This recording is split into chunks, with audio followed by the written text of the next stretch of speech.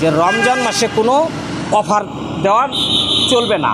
তা আপনার মালিককে একটু আসতে বলেন। উনি কারো কাছে কোনো কিছু জিজ্ঞাসা না করে উনি যে অফারটা করলেন, এই অফারের কারণে যে মার্কেটে যে একটা অরাজকতার পরিস্থিতি সৃষ্টি হলো, বিজনেস যার যার বিজনেস, সে কোন টাকায় বিক্রি করবে, কত টাকা তার প্রোডাকশন কস্ট, এটা তার নিজস্ব ব্যাপার। এসব নিয়ে কোনো কথা হয় নাই।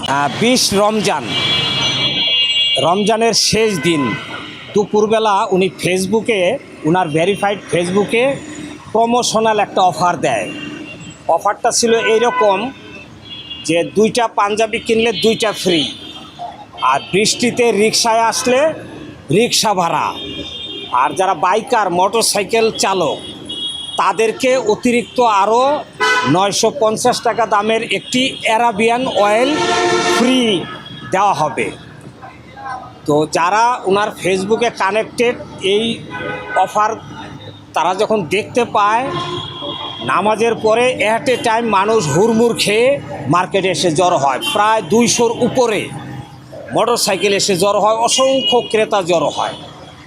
তো এক পর্যায়ে আমাদের মার্কেটের দায়িত্বরত সিকিউরিটি গার্ড এবং মার্কেটে প্রায় থানা থেকে প্রেরণ করা 5 জন পুলিশ ছিল, এই বাইকারদেরকে কন্ট্রোল করতে পারতেছিল না। একটা অরাজকতার পরিস্থিতি, বিশৃঙ্খলার সৃষ্টি হয়। তখন এই বিশৃঙ্খলার অবস্থা দেখে এই নবীন ফ্যাশনের যিনি মালিক, উনি নিজেই উনার ভেরিফাইড পেজে, ফেসবুক পেজে উনি একটা ঘোষণা দেন যে মগবাজার শাখায় বাইকারদের বিশৃঙ্খলার কারণে অ্যারাবিয়ান ইঞ্জিন অয়েল প্রদান বন্ধ ঘোষণা করা হয়। এই সংবাদ যখন আবার ফেসবুক উনি প্রচার করে, তখন উপস্থিত যারা বাইকার ছিল এরা, তাদের ভিতরে একটা এগ্রেসিভ ভাব চলে আসে। এগ্রেসিভ ভাব, তারা দোকানে প্রবেশ করার চেষ্টা করে। তখন তারা বেসামাল হয়ে, পরিস্থিতি ভয়াবহ খারাপের দিকে যাচ্ছিল, পুরো রাস্তা জ্যাম হয়ে যাচ্ছিল। তখন এই নবীন ফ্যাশনের এই দোকানের যারা কর্মকর্তা, এরা পরিস্থিতি সামাল দিতে না পেরে তারা নিজেরা সামনের শাটারটা বন্ধ করে দেয়। সামনের শাটারটা বন্ধ করার পরে উপস্থিত ক্রেতা এবং বাইকাররা পিছনের গেট দিয়া, পিছনে আরেকটা গেট রয়েছে, ওই গেট দিয়ে ঢোকার চেষ্টা করে।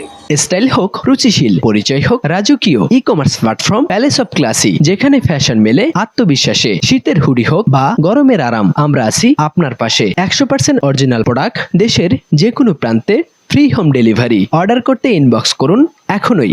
Palace of classy, B classy, be confident.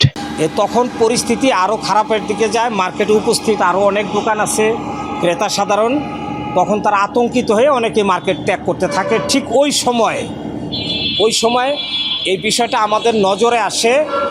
যদিও আমি বাসায় ছিলাম, আমাকে টেলিফোন করা হয়েছে যে এই ধরনের বিশৃঙ্খলা হচ্ছে। আমি আসার পরে আমাদের মার্কেট কমিটির সভাপতি এবং আমি এবং আমাদের দোকান মালিক সমিতির ভাইস প্রেসিডেন্ট, আমরা ওনার দোকানে প্রবেশ করি। ওনার দোকানে প্রবেশ করে আমরা প্রথমে বিনয়ের সাথে জানতে চাই যে রমজান মাস শেষ দিন, মার্কেটে একটা সমিতি আছে, আপনি প্রমোশনাল অ্যাক্টিভিটিস করতেই পারেন, বাট আমাদের মার্কেটের নিয়ম হচ্ছে বছরে একবার এই অফারটা দেওয়া যায় এবং সর্বোচ্চ 15 দিন।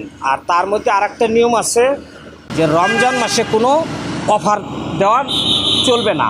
তা আপনার মালিককে একটু আসতে বলেন। উনি কারো কাছে কোনো কিছু জিজ্ঞাসা না করে উনি যে অফারটা করলেন, এই অফারের কারণে যে মার্কেটে যে একটা অরাজকতার পরিস্থিতি সৃষ্টি হলো, এটার দায়ভার কে নেবে? আমরাও তো ব্যবসায়িকভাবে ক্ষতিগ্রস্ত হচ্ছি, অনেক কাস্টমার চলে যাচ্ছে।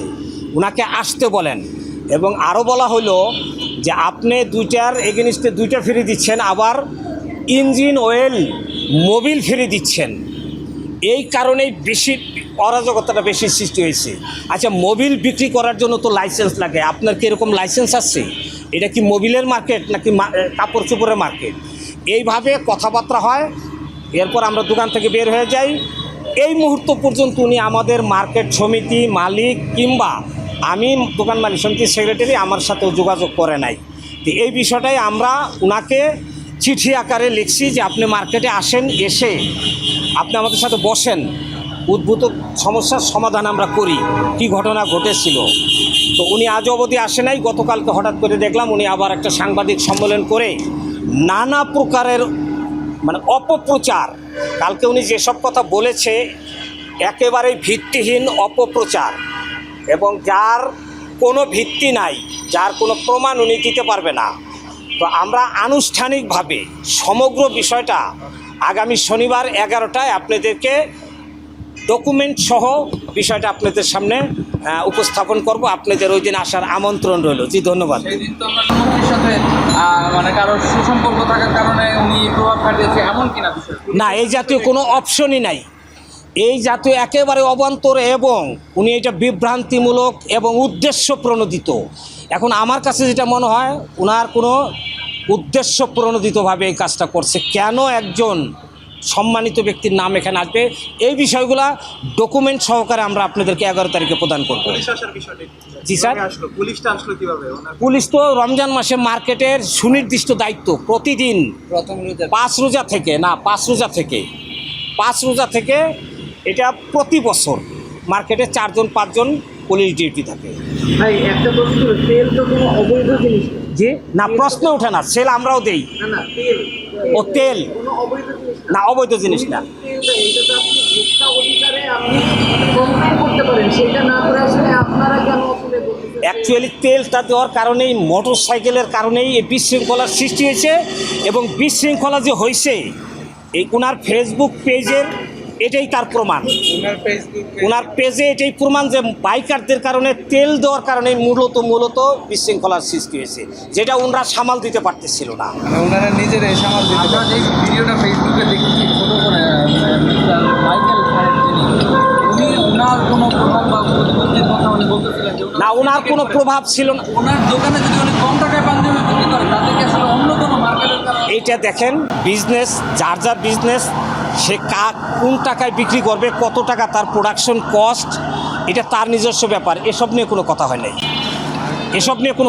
না, আমরা ভিডিওতে দেখেছি যে বলতে যে আপনি এটা এত অতিরঞ্জিত কম করেছে। দামে- এবং না, আপনাদের যে প্রিন্সের মালিক যে, তাকে আমরা একটা ভিডিওতে দেখেছি যে আপনি এত কম দামে কেন বিক্রি করেন, পারলে আপনি এই রিলিফ দিয়ে দেন, মানে মাগনা দিয়ে দেন, এরকম না, এটা অফার সংক্রান্ত একটা কথা বলেছে যে এত এটা কি কম কেন দামে যেহেতু বলেছেন? দিতে পারেন, মোবিল দিতে পারতেছেন, এগুলো রিলিফ দিয়ে দেন।